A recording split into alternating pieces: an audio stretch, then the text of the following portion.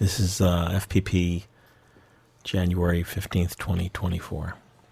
Why are we whispering?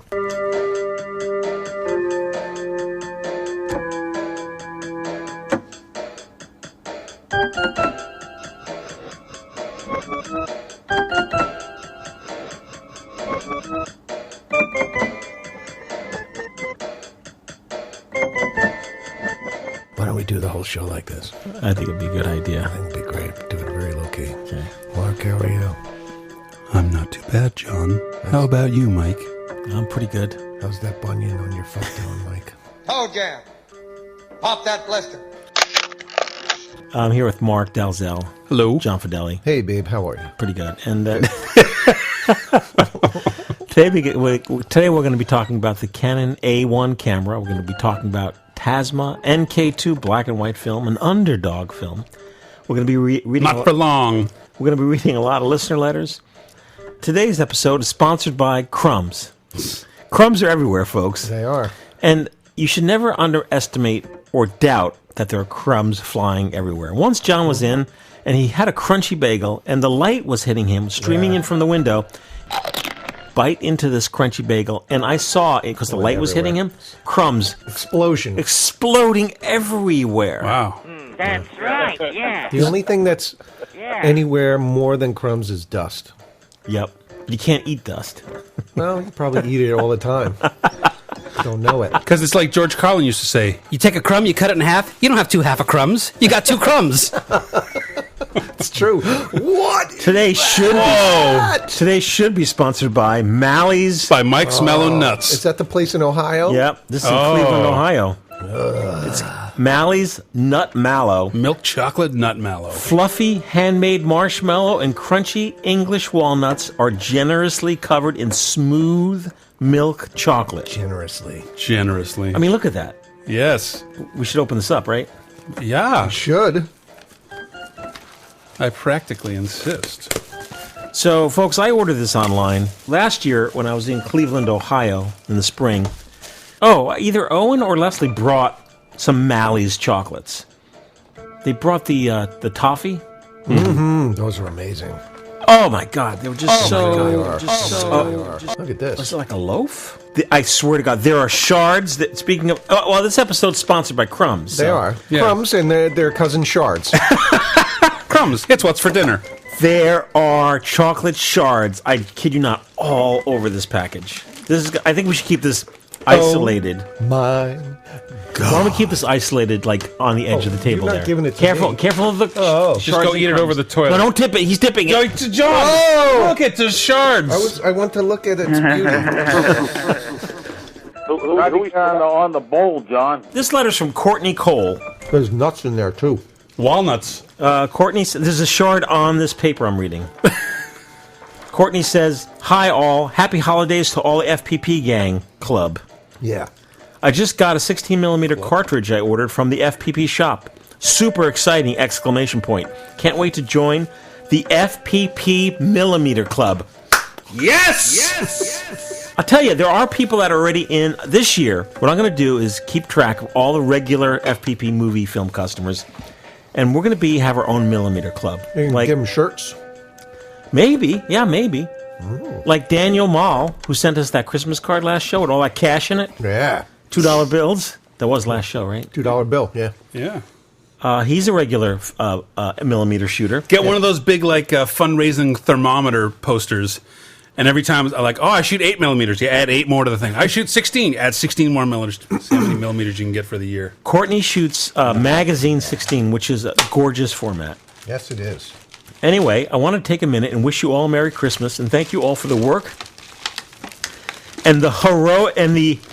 HEROIC. What's that? Horrific. Horrific? Yeah. And the horrific amounts of caffeine Mike has consumed. What's so funny? The shards. The shards, they're going everywhere, right? He spelled heroic.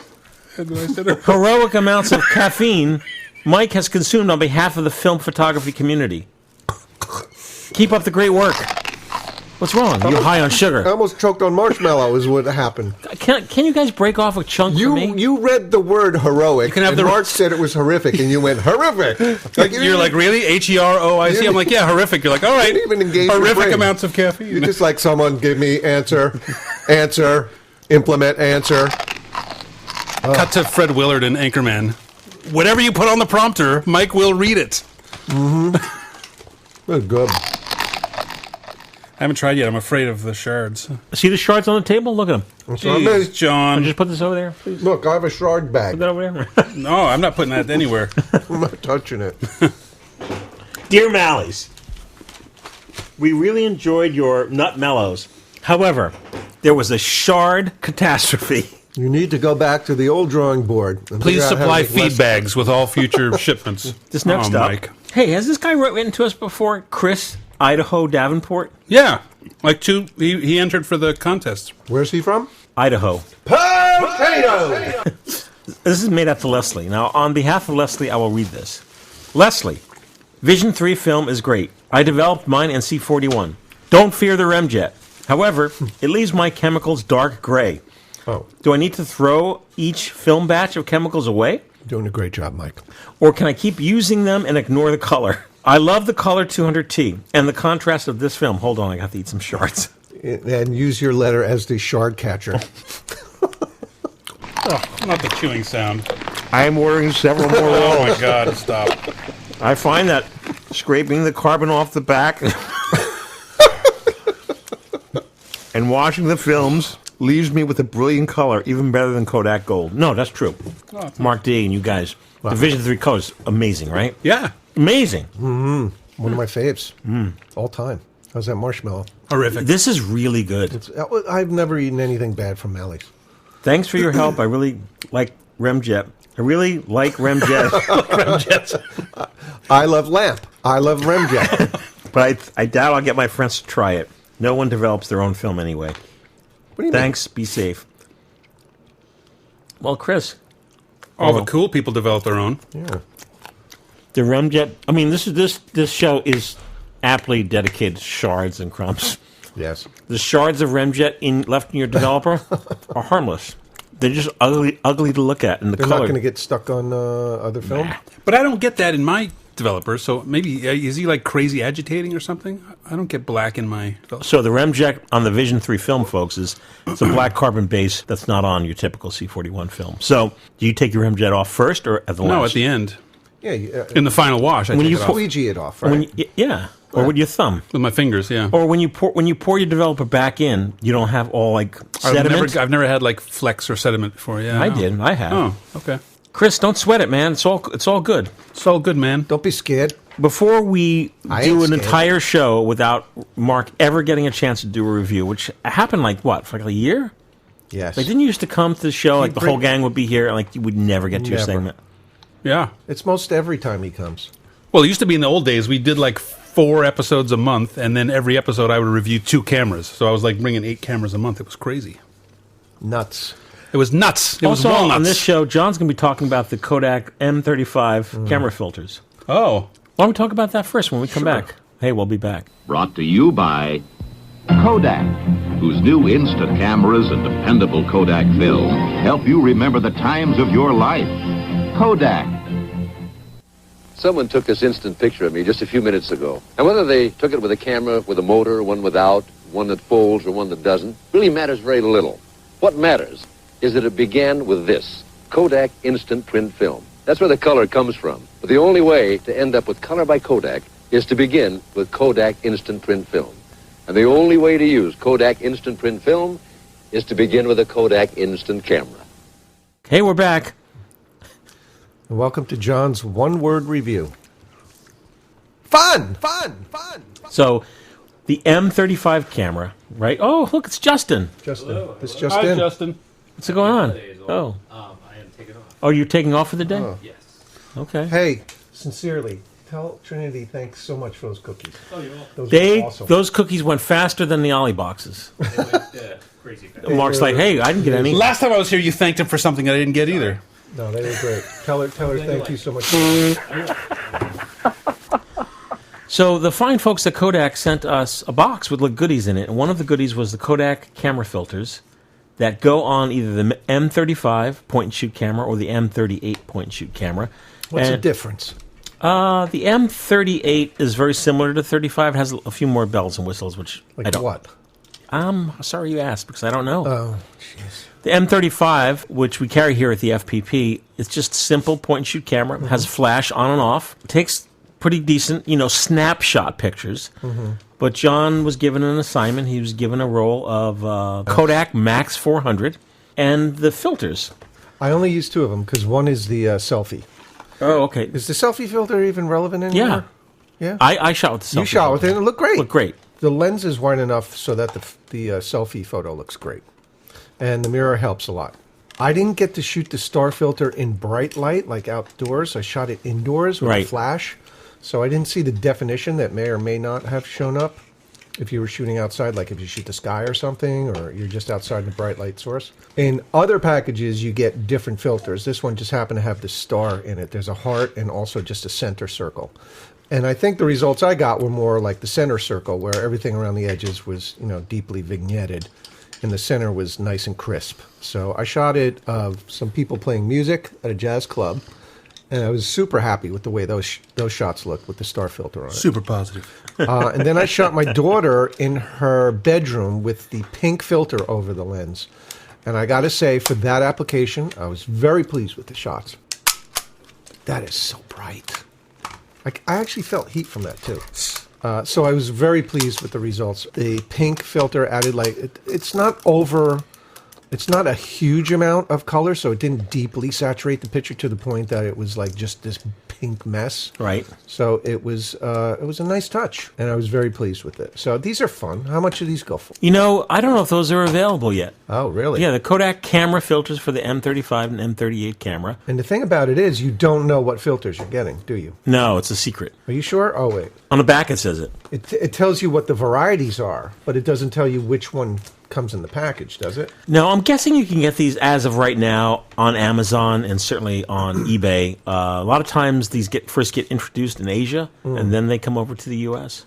I don't know the retail price of these. Oh, okay. Well, the good news is it's suggested for ages 8+. So, yeah. But it sticks right on the front. These things stick right on the front of the camera. Yeah. It's a plastic camera, so you got to be a little careful, and it's not like a perfect fit. But yeah, I mean the M35 has its challenges. One of the main challenges is that the counter is like where you see how many exposures you have. That's the problem. Yes, is so small, so freaking tiny, so you can't even see it. Yeah. But it's a camera that honestly, this kind of camera you just have in your pocket all the time.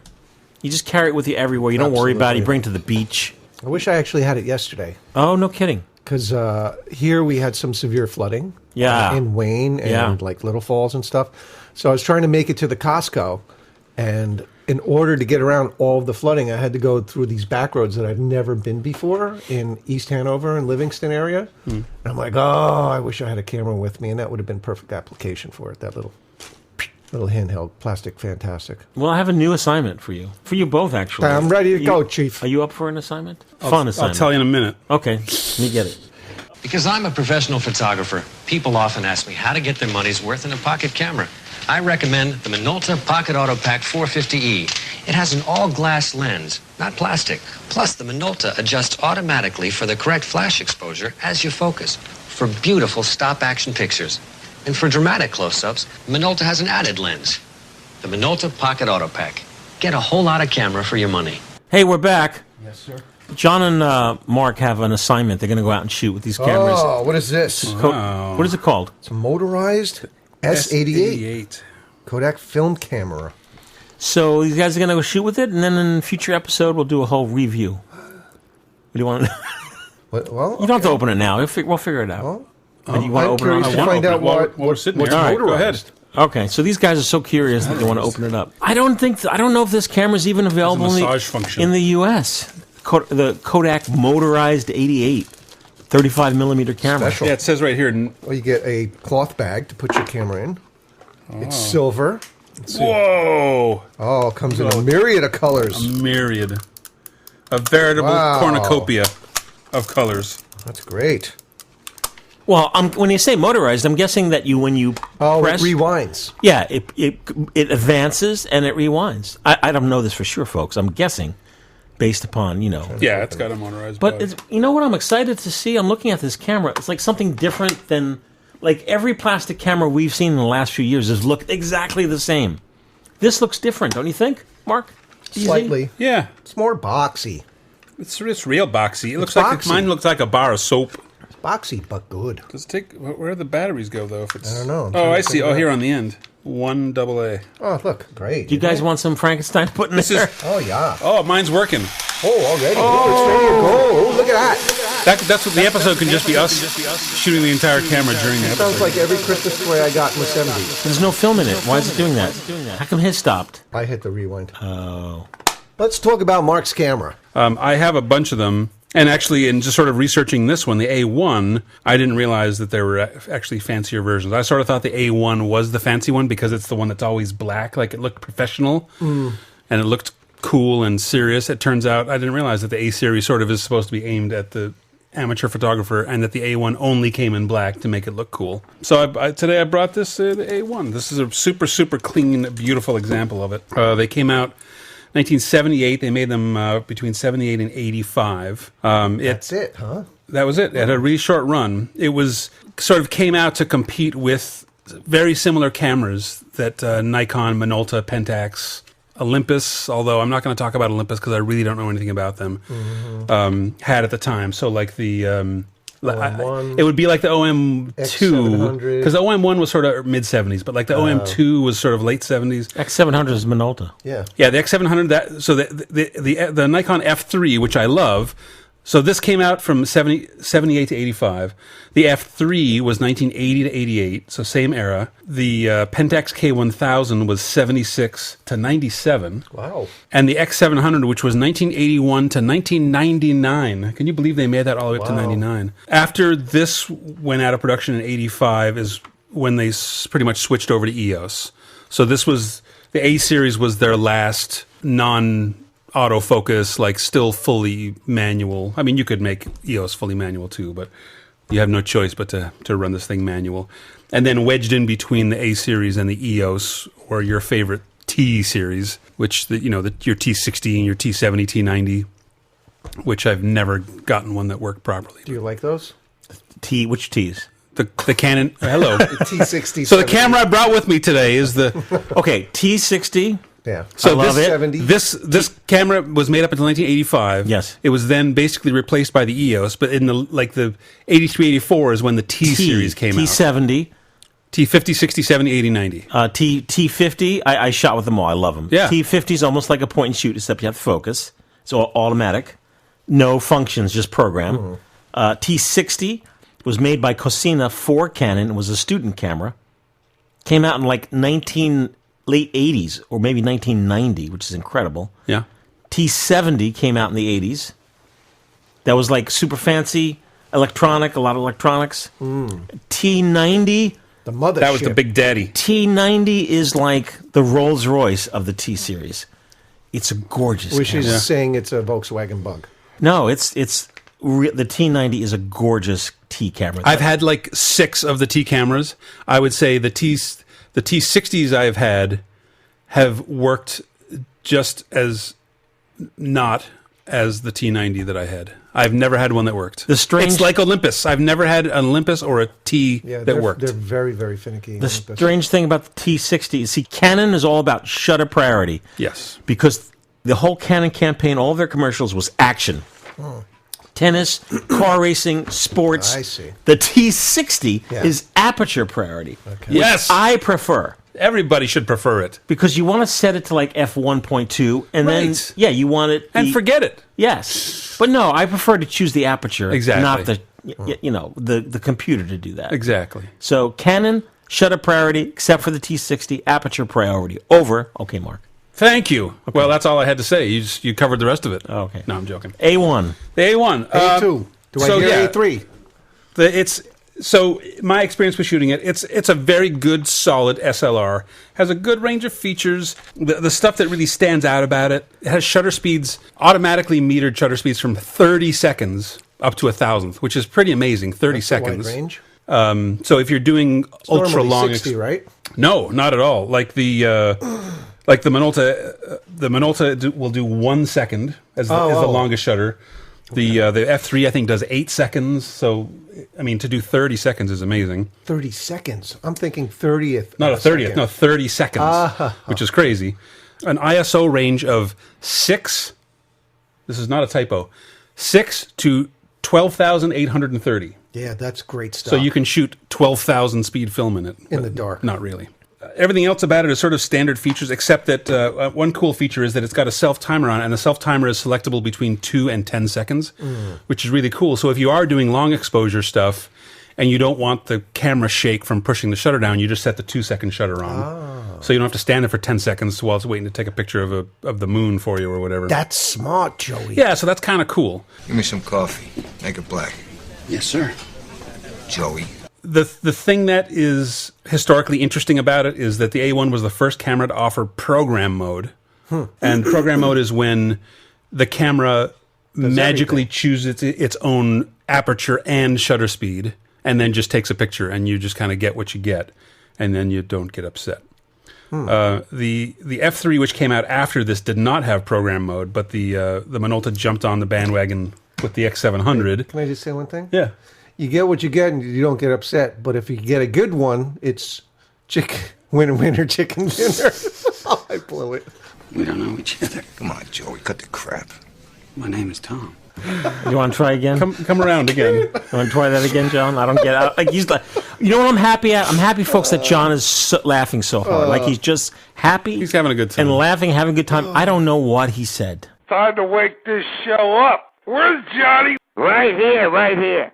Happy New Year's, John. This is your buddy Joey. I don't know what he said. If you do, podcast at filmphotographyproject.com or P.O. Box 264, Fair Lawn, New Jersey, 07410. Okay, let me try that again. It was a heroic effort. Right, a horrific effort. When you effort. say that again, aperture priority, or program mode, you get what you get. The A1 was the first camera to offer program mode, which I still don't understand, and that's when the camera just automatically, magically picks its own shutter speed and aperture and then just takes a picture, and you just kind of get what you get, and you don't get upset. Yeah, but if you get a good one, it's winner chicken dinner. I just don't understand. I'm sorry. I can't say it right because I was going to say I'll tell you what's happening winner here, dinner. folks. What he said is so perplexing that winner. You never heard the phrase winner chicken dinner. he took my I didn't laugh, so he took my energy from my laugh, and he's a laugh sucker. That's what right. you I'm are. a laugh vampire. Yes, he's a laugh. He said something that's so unfunny that I didn't laugh, but he took my laugh from me, and you laughed. Yes. You're a humor vampire. It enriched me, but it tasted horrible. Well, now we're all drained of laughter. That's why your joke wasn't right. All funny. right. Does anyone remember laughter?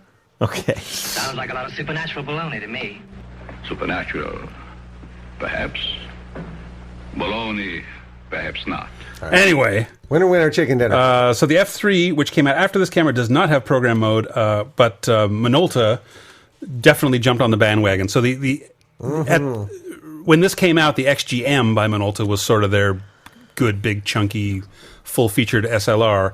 And then as soon as the A1 came out, the Minolta X700 came out, which was the all-black program mode Minolta SLR. I bought that in 1981. I bought it the first year they made it. Which one? The X700? Yeah. So I guess it's winner chicken dinner for me. That X700 was amazing. You got what you got, and you didn't get upset. It was amazingly popular. The TrackMan also had a It's a X700. great camera. Hey!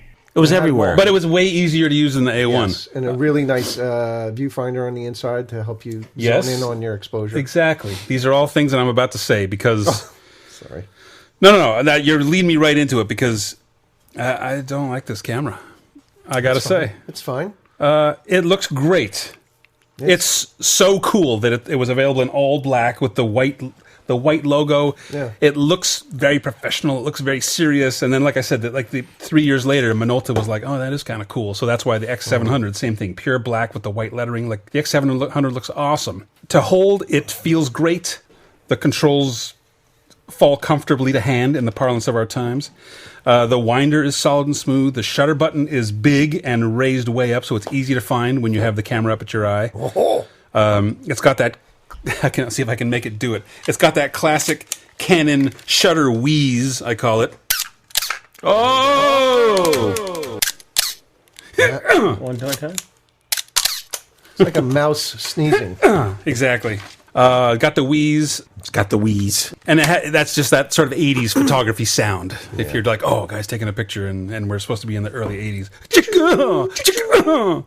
Actually shooting it is way more complicated than like the one that I'm used to, which is the f3. The problem with it is when you put it up to your eye, the shutter speed and the aperture are displayed at the bottom of the frame in this very cool looking little like Knight Rider red LED segmented display. But you can't frame your subject and look at the numbers at the same time. So I would look through it, and then to see what my aperture and shutter speed was, I have to kind of like move the camera to look down at the numbers and then look back at what I'm shooting at. Okay. So you can't get it all in your eye at the same time. It's valid. Unlike the Nikon F3, specifically the F3 HP, which is the one I normally use, the high point, which has a gigantic viewfinder on it, so it's really easy to see all that.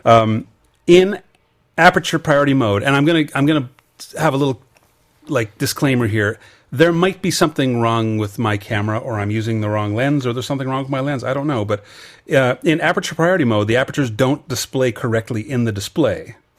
So could be electronics fizzling out. I don't know. I mean, the camera seems to work perfectly. This thing obviously has very few miles on it, but when I look through it and it says f3.5, but I'm like, what? And I look back and the camera's in auto mode. And I know I'm on aperture priority, so I should be selecting the aperture. Anyway, it doesn't seem to be working properly. Did not compute. So, and the little wheel that you adjust your aperture and your shutter speed under your right index finger is so tiny that you basically have to hold it up to your eye, meter it, take the camera away from your eye, try again, meter it again, and then even if you do have it up to your eye and you're making adjustments, to get the meter to light up, you have to half press the button. So, so if I want to what then the go in and Minolta change do. my shutter, my speeds, I have to like reach over it, like because this is how you adjust it. So I have to half press it and then change it, and then half press it again. Nope,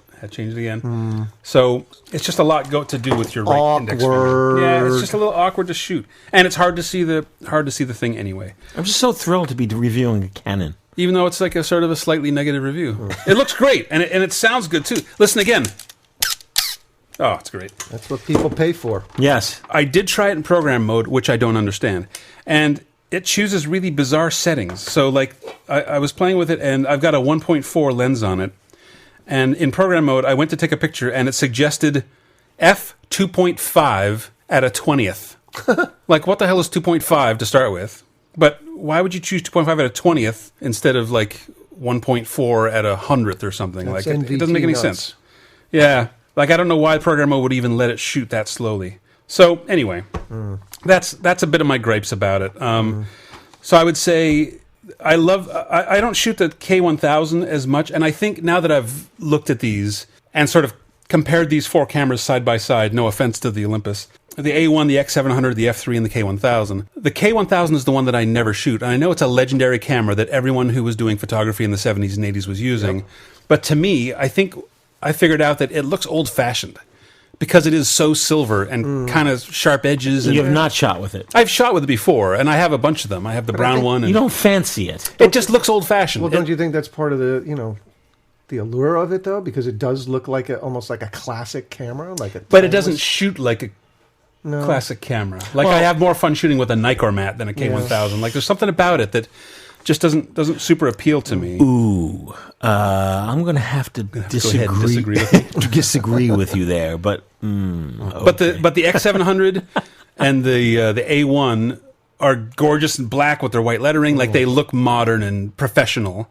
And then the F3, obviously, with the red racing stripe down the side, is so cool. Even though it doesn't have a hot shoe, and even though it's got hot shoe, it's got a lot of other limitations. Like the F3 does not have program mode. It doesn't have a hot shoe. It has hot shoe. The ISO range. Remember, I said the ISO range on the A1 is 6 to 12,000. The ISO range on the F3 is only 100 to 400. Really? Like it's so lame. So you have to go into your push pull if you want to. If I was going to shoot 3200 or something like this. Yeah, so this is the brown K1000. These are cool. Where did you get that? That's my personal. Didn't you have another one? Oh, yeah, I Or have. that was like a Super ME or something. No, I have a black K1000, and I have this SE, which is, what would you call that? Brown, like faux leather? Brown. Yeah. Leatherette. Leatherette, yeah. So would it be fair to say that your final thought on this camera would be loser, loser, no chicken for you, sir? Loser, loser, drink your boozer. No, yeah, I mean, I don't know. Like, I'm still drawn to it because it looks so good. It's a handsome camera. And it sure is. And what I might do in the future is, like, when I want to shoot ISO 6 film, I'll reach for it. Or if I want to shoot ISO 1 film, because I can, you can get in here and you can push or pull the camera 2 stops. So nipsonates it. So I could put ISO 1 film in this camera, and it will properly meter it, which is cool. The 12,000, which I mentioned, which is basically if you're using like a 3200 speed film, and then you want to push it 2 stops, so that would bump it up to 12,800. I don't know why it's 12,830, but was something there to do ever with such a math. film stock? I mean, like what? I've never heard of anything faster than 3200. I don't think so. I think it was specifically designed so that you could push 3200 2 stops. Oh. I think that's what it was for. I'm reading directly off of Wikipedia here now. The A1 attracted much press attention when it was released in early 1978, though not all comments were positive. Oh. Some professional photographers worried about the long-term reliability of its consumer-level mechanical and blah, blah, blah. Traditionalist photographers complained about a quote, excess of automation ruining the art of photography. Oh boy. A criticism that was leveled at all the newly automated cameras released in the 1980s. Yeah. However, the automated features appealed to many new amateur photographers on a budget, and the camera saw strong sales. So I just think it's funny that it's the same stuff that's coming around again. Like the same way that I kind of, poo-poo autofocus film cameras or full digital cameras where you can just like set it to ISO 200,000 and take a picture of... Although the older you get, the more you appreciate autofocus. Yes. I'm going to hold out as long as I can. Good for you. But, yeah, it's funny that, in 1978, they were saying, oh, this camera is too automated. It automatically tells you what shutter speed to use. Folks, if you look on eBay.com, you could find all popular photography, modern photography, and they will have big spreads, reviews on this camera. Yeah, this was a big one. But now, interestingly, so when this camera came out new, I didn't do a what do you call it, inflation adjustment. So I don't know how much this was, but when it came out new with the 1.4, it was $625. It was not cheap in 1980. Yikes. That was an expensive camera. Looking up these 4 now on the Bay, average street price for a K1000 is $75 to about $130. Really? Prices have gone down, by the way. Yeah. Prices are going down. 2024. On some. Yes, on some things. Yeah. The Minolta X700, 100 to 130. No way. The A1, 120 to 150. These are sold items, right? This is an average of what they sell for. In good shape with a 1.4 lens. Okay. Like tested. Like, a good sample. Not like untested dirty. Some guy found it. In the bottom of And then the Nikon F3, 270 to 400. So the Nikon F3 is the one that has definitely... That's past the test of time, sure. even though it kind of has the worst features. It's by far the heaviest. I'm looking at all the specs. As far as features go, the F3 is the worst, but it just feels so good. It looks cool. It's got the red racing stripe. Like that one is just... I know, but you were talking about this camera today. I know. Well, I mean, that was the end of what I was just going to say, is just that in the end... So what are you going to do with it? Timex fools of us all. What are you going to do with it? I'm just going to probably whip it in the ocean. No, I mean, what am I going to do with it? I'm going to put it back on the shelf. Like I was saying, what I'm going to start to do is use this when I want to shoot really low ISO stuff. Okay. The one benefit that I have with Nikon is that I've got my 1.2 lens, and I don't have a 1.2 Minolta. But because this will meter... Sorry, a 1.2 Canon. I do have 1.2 Minolta. The one benefit that this has is that it will meter internally down to ISO 1. Stop it! Which is really cool. For real? Because the camera will go down to 6, and then I can push or pull it 2 stops. On the adjuster button. So I can pull it 2 more. Over under. So it'll automatically expose. Okay. That's a big ISO plus. 1, so that's cool. So that is cool. Tell your low ISO people or person. Canon A1. The Canon A1, possibly other A-series models. I didn't check those, but the A1 will go down to 1 natively. And what Canon cameras will you be reviewing on the next show? Like, are there stuff you have that you have not reviewed? I have one of everything. I have an AT1, AV1. I have them all.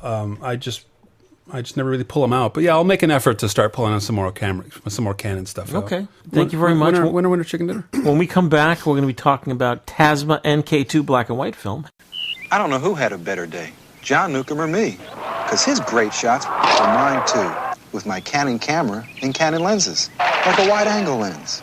Or this telephoto makes shooting close, clear, crisp. Or the zoom, Canon quality from out far to in tight. For me, it's Canon and only Canon, in a flash. If you're shooting for pro quality, put a Canon on your Canon. For cameras today, to shoot your way, it's Shootan. For every camera need. Shootan Camera, downtown on Wacker Drive at LaSalle, presents the most versatile Canon ever, the computerized Canon A1. This extraordinary 35mm camera gives you 6 different exposure modes, 5 automatic, 1 manual, each for a different application. For fleeting expressions, fast-moving subjects, or any kind of action, the Canon A1 offers shutter priority automatic exposure. For landscapes, architecture, portraits, or any still object, use the A1's aperture priority automatic exposure. For carefree, foolproof photography, use both modes simultaneously with the Canon A1's programmed automatic exposure. For more specialized types of photography, the Canon A1 offers stop-down automatic exposure. For indoor or night shooting, add a Canon Speedlight, and the A1's automatic exposure system will give you perfectly exposed flash pictures automatically. And for creating that special mood, the Canon A1 also offers full manual exposure control. All exposure information is clearly displayed in the viewfinder's digital readout.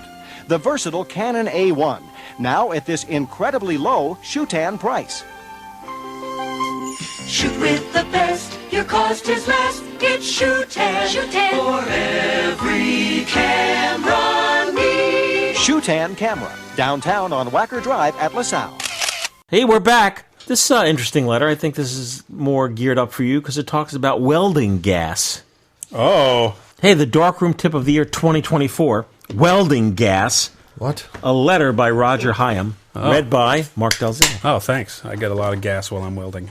Dear Mike & Co., I'm enjoying the show, thanks. One of your letters was about developer going off when you only use it occasionally. After years of trying to squeeze the air out of bottles or putting marbles in them and all sorts of things like that. So what? Roger is...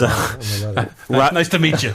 Roger's talking about when you have your photochemistry at home in the bottle, especially in the squeezy bottles, before you cap it, you squeeze out all the extra air so your chemistry doesn't oxidize and, expire before its time. Yeah. And there are many ways of doing this. If you're using a glass bottle, the marbles, you put marbles in and that, Yeah, don't squeeze your glass bottles. That brings the air out. You put more Water marbles. displacement. After years of trying to squeeze the air out of bottles or putting marbles in them and all sorts of things like that, I have discovered the perfect solution. Oh. Pure argon gas that is sold in small bottles for TIG welding. I bought a valve and a small bottle last year, and it works brilliantly. I put a little squish of argon in my bottles of Developer, and it stops the remains from going brown. Be sure to get pure argon, not a mix of argon and CO2. As welding gas is not a photographic product, it is a reasonable price. I'm getting this in quick, so it can be in the Darkroom tip of the year, all year for 2024. What are my chances? What do you? I don't. Roger Hyam, true embracing get it in there? This is something Mark would do. Yeah, you would go to your hardware store, and be like, "Where's the argon gas section?" No, I got my welding gas supply. It's right there in Orange. I go there and get my CO2 gas from my welder. So what do you think? So basically, what it's doing is the oxygen, the atmospheric oxygen air that's left in the top of your bottle that you're squeezing out. Yes. Instead, what he's doing is he's pumping in argon gas, which is to replace which does not oxygen. Oxidize, like it's inert. And the argon is heavier than the oxygen. So when you dump the argon in, it squirts the oxygen out the top of the bottle, and then you can seal it up. How do you get the argon out? Well, next time you go to use it, when you go to pour it out, the argon will just flow out. It doesn't. Then it's in your house? Well, but it's totally inert. It doesn't make any difference. Fly away like ghosts. Yeah, it doesn't make any difference. Like people do that with wine. You can get a thing that injects CO2 into your wine to That's keep it. what that is. Yeah, to keep it from oxidizing. Okay. I drink it too quick to bother with that. Yeah, exactly. Well, that's my thing with developing chemicals. I drink them so fast. Oh my goodness, yeah. You don't have time for argon. So, do you think this is the Darkroom tip of the year 2024? This is a very nerdy darkroom tip. This is a good one. This is niche. That's totally up your alley. Yeah. That's cool though. Oh, just a little squirt of argon. Cool. Okay. Before we get to our film review, I want to read a quick letter from Gold Canyon, Arizona, and I will explain to you folks why I have why I have not jumped on the bandwagon or even mentioned this. But here it is. Okay. You probably already know. You guys may not know about Kodak's new Super 8 movie camera that will be, or already has been, released this month, 12/23. What do you know about this? Yes. Isn't it like $5,000? Oh, spoiler. Oh, but I didn't. Is it really? But I didn't hear you mention it during your December 15th podcast. Knowing your great interest in this area, I just wanted to be sure you are aware of Kodak's return to the consumer film movie cameras. Hold that thought, because there's consumer movie cameras. Okay.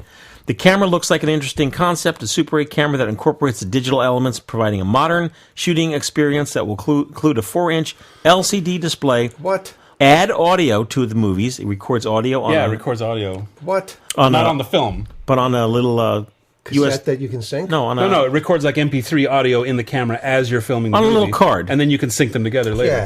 Yeah, it's cool. That's awesome. Yeah.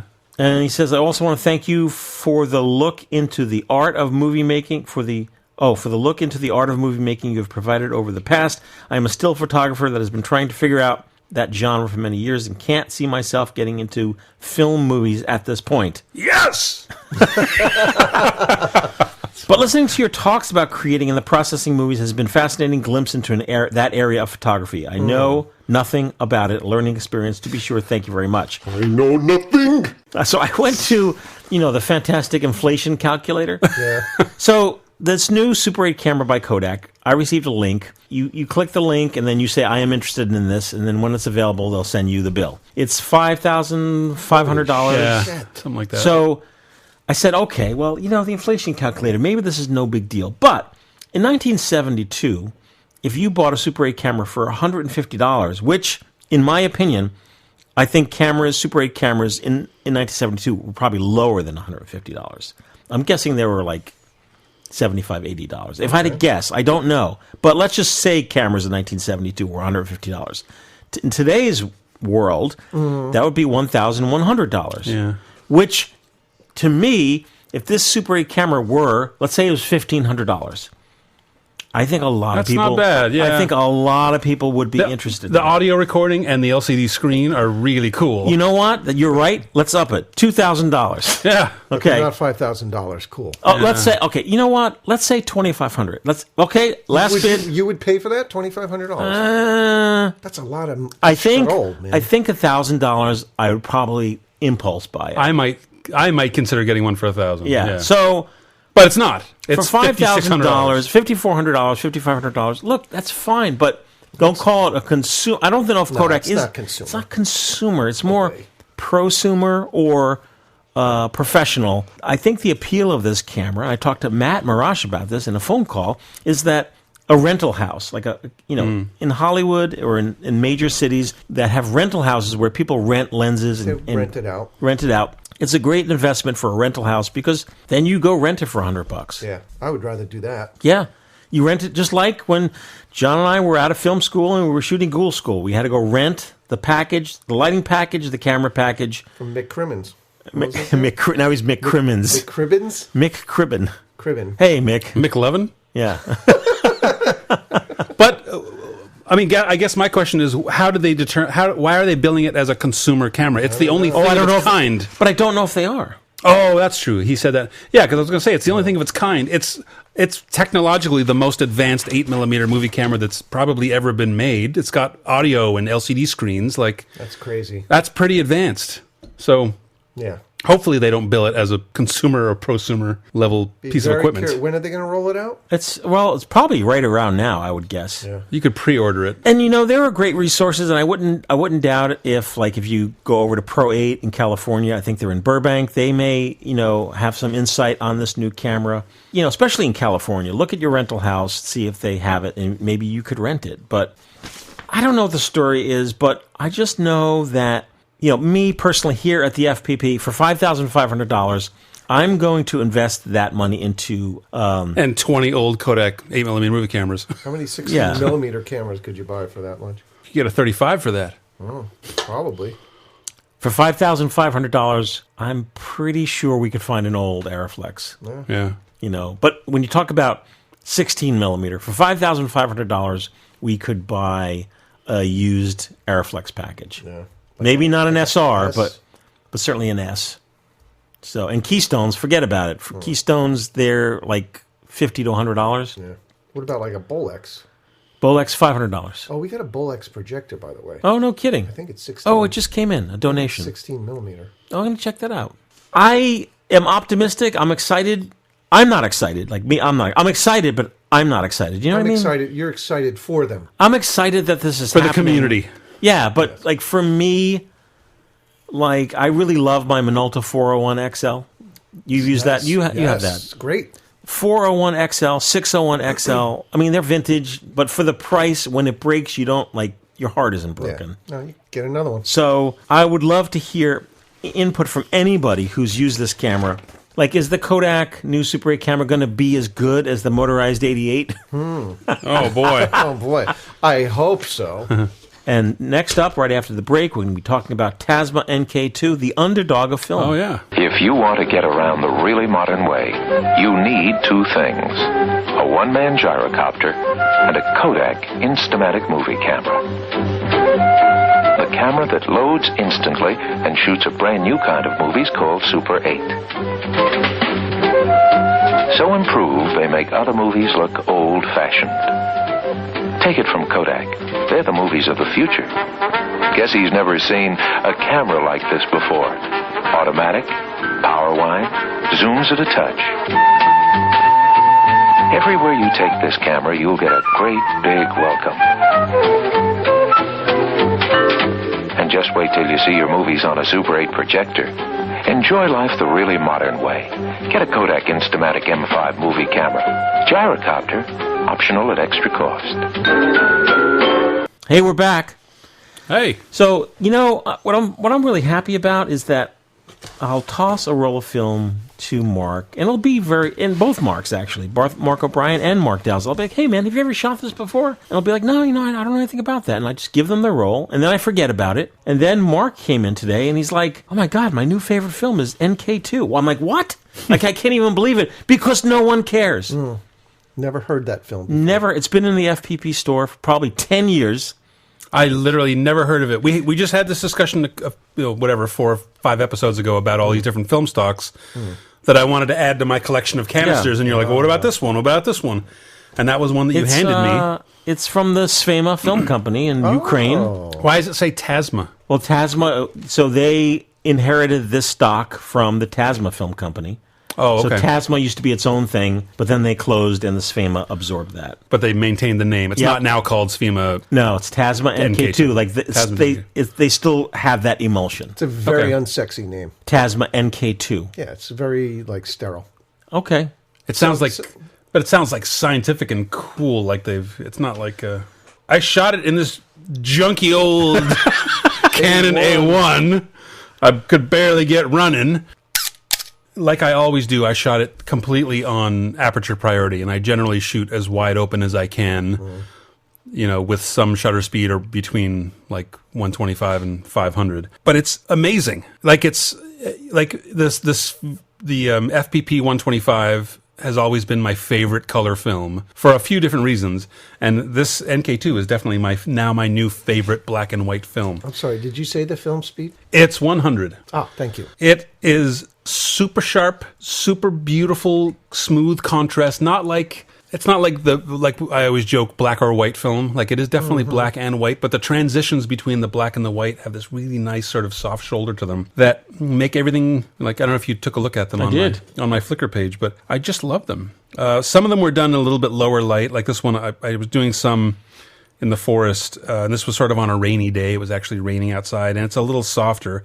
But the stuff that I shot in the bright sun is just gorgeous. This was like some berries on a tree. This was 50% testing the camera and 50% testing the film. Yeah, I loved it. And then, like the FPP 125 color film, once you develop it, I hung it up to dry. It dried in 20 minutes. And then when I went to scan it in my V700, I just cut off 5 frames. I laid it on the film holder without even locking it in. Because it just lays flat. So you don't even have to lock it in. It just lays down flat. It's so easy to scan. Yeah, I was pretty impressed with it. I'm not often so impressed with a film. No. And not for bizarre reasons like LPD4 or, like oddball films. Like I was really impressed with it just as a good day-to-day shooting street photography black and white film. So I'm definitely going to be getting some more of that. Yeah, I think it's $9.99 on the FPP site. When I went to develop it, I was developing D76, and on the FPP site it says, check Massive Dev under Svema Films, but if you look up Svema NK2 on Massive Dev, it recommends some kind of bizarre developer I've never heard before, and that's it. That's the only one they had. Oh. So I actually did some Googling, and I found a guy that had also done some Googling, and he found some results that a couple people had gotten, including Leslie. And look at Mark O'Brien. Look at that shot. Yeah, it's gorgeous. Beautiful. It's the same stock? Yeah, same stock. So I did it, just to have the audio for future generations. I mean, yeah, look at the tones. Yeah. Great contrast, but not like sharp-edged contrast. So anyway, I did D76 stock at 10 minutes. That's a long time. Yeah. I think he said that Leslie had done 7, and I looked at some of her images, which were great. And then he found someone else who had done 10 or 11, and so I just thought, let me do 10, and I was very happy. The negatives came out looking thin, like I thought, these look pretty thin, but they scan perfectly. No complaints. So it will now be like your go-to grab-and-go film? That'll be my grab-and-go black and white 35. I mean, I like to mix it up, because I've got 10 other weird FPP black and white films to try still. Yeah. Including the Sonic? You have not done the Sonic yet? Sonic I haven't. I still have one of the hi-fi, which I think you're sold out of anyway. Hi-fi has the numbers across. Okay, not the hi-fi. Oh, Hi-Con. Hi-Con, yeah. I haven't shot the Hi-Con yet. One last letter for John to read before we... Okay. Rob Sott. General question. What was the music at the end of Podcast 309? It's fantastic. I also like the more laid-back show vibe. Keep up the good work. What was at the end of the show? At episode 309, it was the Smooth Sailors. Yeah, which one? It was an obscure track. I sent... Was it Rob? Rob. I sent Rob to thesmoothsailors.com, thesmoothsailors.com, and I said, I don't know what track it is. Oh, no. It's only 430 2,000, tracks. I keep telling you. Are there really There's 2,000 tracks on there. Oh, my God. That's ridiculous. I'm very happy with that. But if I go to... Well, have fun exploring the site and finding it. Here it is, 309, episode 309. Read more. Oh, also the December... 14 years is a long time. Episode 309 has one of my my audioscapes at the beginning. Oh, yeah. So that noise, It's a choo-choo. No. What is it? I went to the underground parking lot of the Oakland ShopRite. Oh. And I got out of my car. I'm like, what is that? It was like all their air conditioning units were like something was effed up. Oh, that's cool. And I just walked over to it, and I was just like, because it was just like, I'm like, I've never heard this before. Why? Yeah, I'll play the song. Here's the song.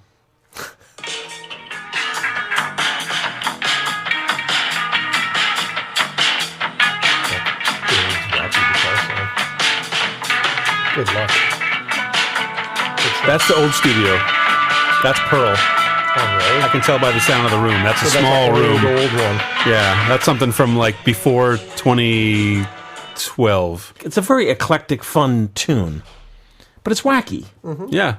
It's got some character. That's what I like about our music, is you can listen to 100 tunes and then eventually find a good one. And then listen to another 100 and find a good one. All the Smooth Sailor tracks, they all have, there's a nugget in every song. Like there's always a section of it that's really, really good, and then you guys just fall off. I can never remember the name of it. There's one tune that we did, because everything we did was so improvisational. We did something and we were just screwing around for like 4 straight minutes, 5 minutes, and then like Dane did something, or Kenichi came up with something, and we were all like, "Oh, that's awesome!" And it turned into this amazing like funk rock tune. But you have to listen. You have to listen to 5 minutes to find it. Wade through 4 minutes. Yeah, I can never remember the name of that track, but I always want to go back and listen to that part. But I have no idea where it is because it's lost in history here's now. Something interesting. You know the song "Cecilia" by Paul Simon? Yeah. He said they got the the percussion track that opens to that. It's like boom. He said they were in the studio. Somebody started banging on a guitar case, and then everybody started doing something, banging on stuff and clapping hands. And Paul Simon told the guy to roll tape, and they did like 7 minutes of that, and they were listening back to it, and he's like, "Oh, that 30 seconds is really good." So they took 30 seconds. And they made a loop of it, and that's the percussion for the whole song. That's great. So sometimes you got to get through that 7 minutes of crap to get to the, the diamond. Well, I think at the time when Dane was mastering it at the end of the night, I told him, just get rid of that first 5 minutes, and he left it in. So all I know is that it's at least like 8 minutes long, but it was awesome for the last 3. Yeah, that was good times. Yeah. All right. Hey, folks, I want to thank you for joining us, podcast at filmphotographyproject.com. P.O. Box 264, Fair Lawn, New Jersey. I have to look at one of the letters that came in. Oh, my God, right here. So amazing. 07410. We'll see you around. See you in 2 weeks or maybe a month. Our next show is going to be our Valentine's Day show. All about amore. I have a camera called the Love Camera. I'll bring that one up. Okay. All right.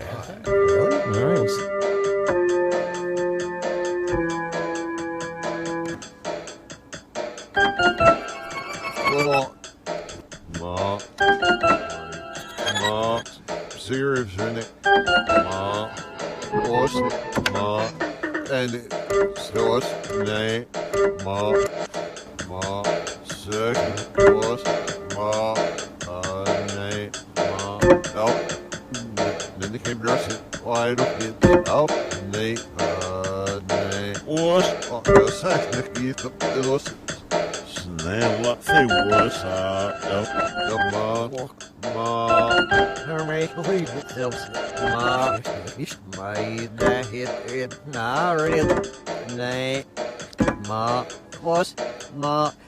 Hey, up.